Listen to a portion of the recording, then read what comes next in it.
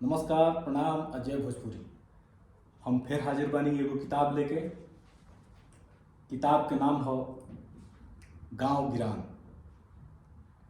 किताब लिखले बानी डॉक्टर शिवदत्त श्रीवास्तव सुमित्र जी। प्रकाशक श्री हरेंद्र प्रसाद श्रीवास्तव बांसडी बलिया।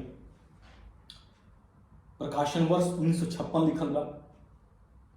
प्रकाशन वर्ष के लेके तनी शंका बा, चूंकि किताब में 1956 दिहल बा, ऐसे हम इहे राखल चाहब काहे से 1956 बहुत पुरान किताब ह। बलिया में वो बांसडी से प्रकाशित भइल बिया, तो तनी हैरानी सोचे वाला जरूर बाटे। फिलहाल हम एक किताब में जो सूचना बाटे वही आधार पर हम जाई चाहब।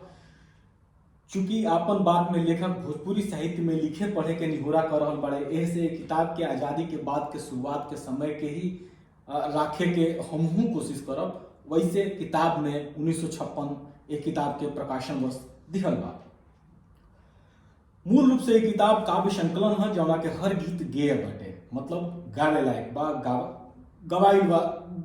ऐसन गीत जौन की गवा सके, जौना के पाठ ना गवा सके। सबसे खास बात बा कि ये किताबी के हर गीत गांव गिरान से जुड़ल बाटे। किताब के नाम भी गांव गिरान हटे।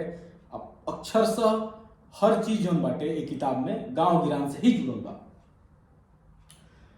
यदि गीतन के शीर्षक देखब तो पता चली कि ये किताब के राहे डॉक्टर शिवदत्त जी भोजपुरी भाषा साहित्य में गांव के हर पहलू के छुए और ओकरा के टोवे के कोशिश कइले बानी। ये किताब के खासियत बाटे कि गांव गिरान नाव रखाई बाटे, तो गांव के हर पहलू के यहाँ के छुए के कोशिश के लिए बने। 31 गो गीत एक किताब में बाटे, मतलब अलग अलग शीर्षक से 31 गो गीत एक किताब में बा। ऐसे तो एक किताब के कंटेंट के हिसाब से चीजन के अलगावल नहीं खे गई। बाकी रे किताब के पढ़ला के बाद, जब हम एक किताब के पढ़नी अब पढ़ला के बाद जो हमरा लगल वो हिसाब से एगो शीर्षक विनय जहां अरदास बा, निहोरा बा, निवेदन बा, प्रार्थना बा। हम दिन दुखिया के असरा तोहार बाटे, हम दिन दुखिया के असरा तोहार बाटे, परल बा नाव मझधार हो कन्हैया। ये अगर विनय शीर्षक से जो उनकी एक किताब के पहला गीत हटे, यदि ओह के छोड़ दिहल जाओ, सामान्य रूप से भोजपुरी में किताब चाहे कोनो चीज के शुरुआत होला तो भगवान के याद कइल जाला, भगवान के गोहरावल जाला, तो उहे गोहार जोन बाटे विनय शीर्षक से बा।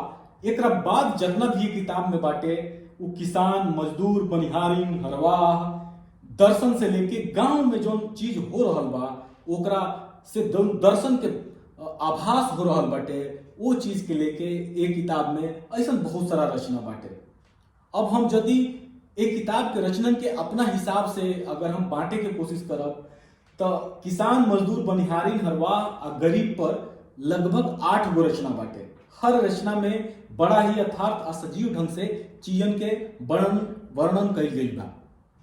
अब वो 8 गो शीर्षक का बाटे जौन की किताब में गीत लिखाई बाटे। वो 8 गो गीतन के शीर्षक किसान, चैत के कटनी, लरिकोरी, बनिहारी, ओसावन, उजरल झोपड़ी, हरवाहवा, गरीब बाप के दिवाली, मर गई हर हाकत हाकत।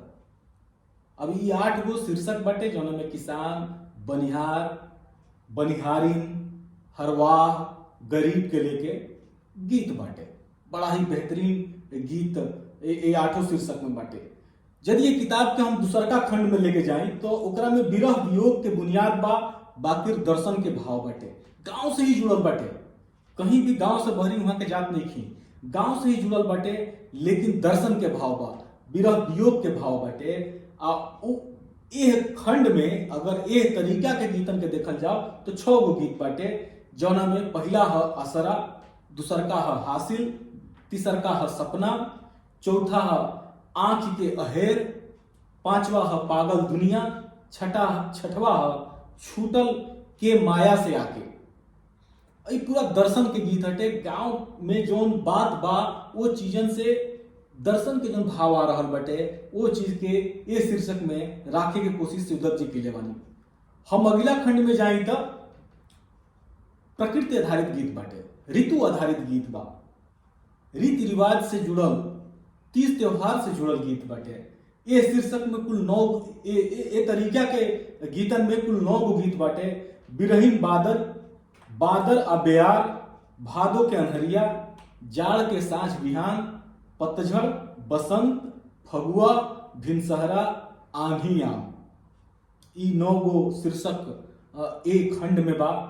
एकरा अलावा 1857 के क्रांति से लेके भारत के आज़ादी तक आज़ादी के बाद के स्थिति के लेके एगो निहोरा निवेदन जोन बा इस तरीका के गीतन में यदि देखल जाओ तो 3 गो गीत बाटे, जना में बाबू कुंवर सिंह पर 1857 के लेके गीत बा।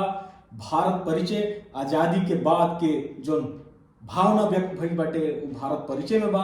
आ ललकार एगो पुकार बाटे, एगो आवाज बा देश खातिर। एकरा अलावा 2 गो शीर्षक के गीत और भी बाटे जो उनकी बहुत ही अलग बाटे। आ गांव गिरान के जब चर्चा होता टे तो वो दोनों गीतन की भी चर्चा होके के चाहिए। ये दोनों गीतन के हम स्त्री के आवाज के रूप में लेके चलब। बनिहारिन भी स्त्री के आवाज के ही रूप बाटे, बाकी ये दोनों गीतन के भाव कुछ अलग बाटे। ये 2 गीतन के शीर्षक है विधवा विचार, दैव आ महतारी। ये 2 शीर्षक के गीत बाटे, बड़ा ही शानदार गीत बाड़ी सब। एकरा अलावा एगो और गीत जना के बाद चर्चा बाटे भौगोलिक आधार बा ओकर। बांसडीह के बानी या बांसडीह के यदि लेखक सुरहा ताल के बात ना करे तो तनी अधूरा लागी। तो गांव गिरान के एक किताब में शिवदत्त जी सुरहा ताल के भी बारे में बात कर रहल बनी। गीत के माध्यम से सुरहा ताल के स्वभाव, सुरहा ताल के परिचय, भौगोलिक परिचय, ऐतिहासिक परिचय दे रहल बानी सुरहा ताल। आ अंत में गांव के बात होखे, उस समय के बात करते हैं 1956 के। आ ताड़ी के बात ना होखे तो फिर गांव गिरान के बात अधूरा बा। कहीं ना कहीं यह बात के शिवदत्त जी भी मानत बानी। आ एक किताब के जो एगो गीत बाटे खजूर के ताड़ी, ऊ भी गांव गिरान के एगो ओ भाव के ओ रूप के भी देखा रहल बाटे। ई किताब साहित्यांगन पर भी रुआ सब गांव गिरान भोजपुरी साहित्यांगन लिखब तो गूगल भी रुआ के राउरंगुरी घर के लेके चल जाइए किताब के लगे और रुआ किताब के पढ़ सकेनी। ये किताब जरूरी बिया ओ लोगन खातिर जी गीत गाना गावत ताटे, ओकरा बहुत बढ़िया बढ़िया गीत ये किताब में मिल जाई।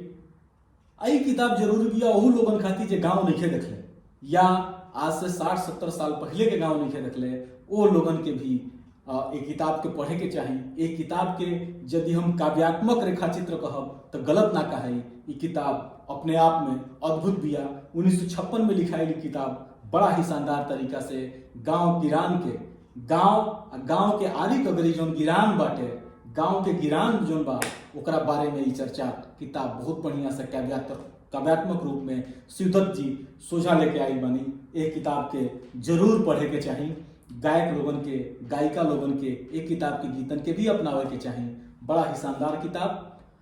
एक किताब के एगो गीत बाटे दुखिया किसनवा, जौना में जाड़ा के लेके वर्णन बाटे।